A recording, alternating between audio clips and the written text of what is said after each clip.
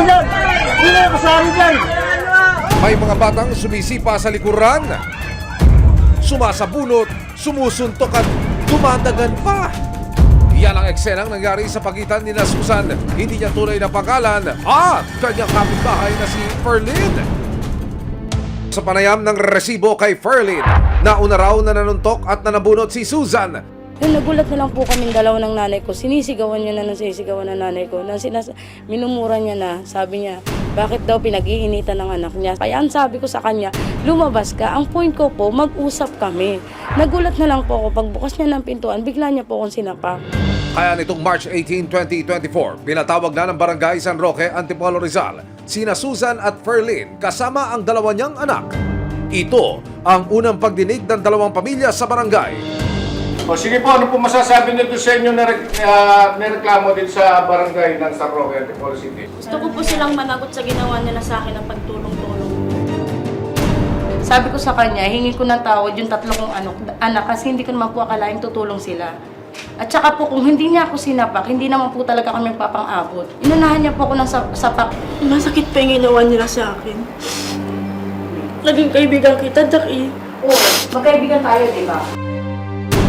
Kita naman sa video, kahit panoorin ko, halos di na ako makahinga. Nasa labag na ako, sige pa rin ang tadyak at suntok niyo sa akin. Ay pinagmamalaki niyo sa inyo na wala akong kamag-anak, kawawa lang ako. Bakit na binibidyoan ko, huy! Yung video na po yun, kalahati na po yun. Inunahan po niya si mama. Tapos, nung nag-aaway na po sila, umawat po ako. Marami po nakakitang umawat ako. Tapos sinipa po niya ako. Tapos yung isang pong kapitbahay po namin, yung kaharap lang po ng bahay namin. Nasusunta po si mama. Siyempre, sobrang galit ko po. Sununtok ko na po siya kasi inisip ko po na pinagtutulungan ko yung nanay ko. Sa totoo lang, wala akong plano makipag-away sa'yo. Nakita mo naman yung sabi ko, lumabas ka at makikipag-usap ako dahil yung anak mo nga ang nauna. Pero anong ginawa mo? Si Susan, desididong hindi makipagbati sa kanyang neighbors Hindi ko kumakaibig sa kanila. Hindi po yung biro yung ginawa nila sa akin. dahil may nararamdaman pa rin daw na pagkahilo at pagsusuka matapos ang insidente. Hinihingi niyang mapasitiskan siya ni na Ferlie ayon na rin daw sa rekomendasyon ng kanyang doktor. Sakit ng ulo ko, sabi ko. Hindi, mag-CT scan ka.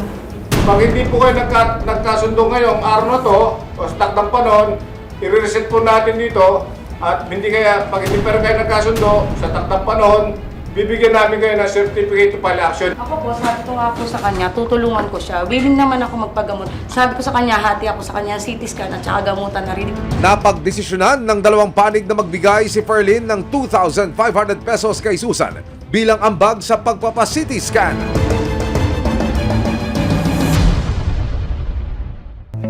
Binisita ng resibo ang magkapitbahay upang kumustahin ang dalawang panig.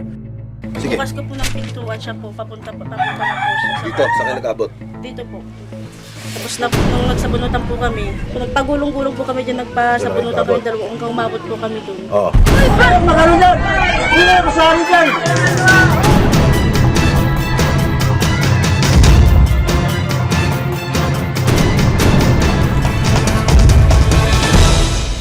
Narito ho yung bahagi ng cellphone video na kuha ng sumiklab anggulo. Ang anggulo, dito ho mismo nangyari ang sakitan sa harapan mismo ng bahay ng nagrereklamo. At ayon nga ho sa kwento at sa kuha na mismo ng video, umabot ho ang sakitan sa panig na ito ng compound. Ayon kay Ferlin, nais na lang daw niyang makipag-areglo nang hindi na humaba ang away nila ni Susan. Ano ang inaasahan nyo na magiging pag-uusap nyo sa barangay mamaya o bukas, mga susunod na pala? Ang sabi naman po ni Kapitan, pag kami nakita doon sa CT scan niya, siya mag-desisyon. Pero pag wala, tapos na po. Ayon naman kay Susan, ang kinuyog ng pamilya ni Ferlin, desidido pa rin siyang ituloy ang kaso laban sa pamilya.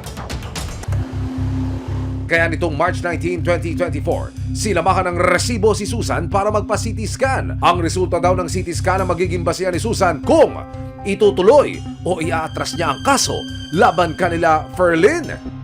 Masaya po ako na nakapag-CT scan na po ako. And hiling ko po sana na maging negative yung result. Nitong March 21, 2024, muling pinatawag ng barangay ang mga sangkot sa gulo. Bit-bit ni Susan ang mga resulta ng kanyang CT scan.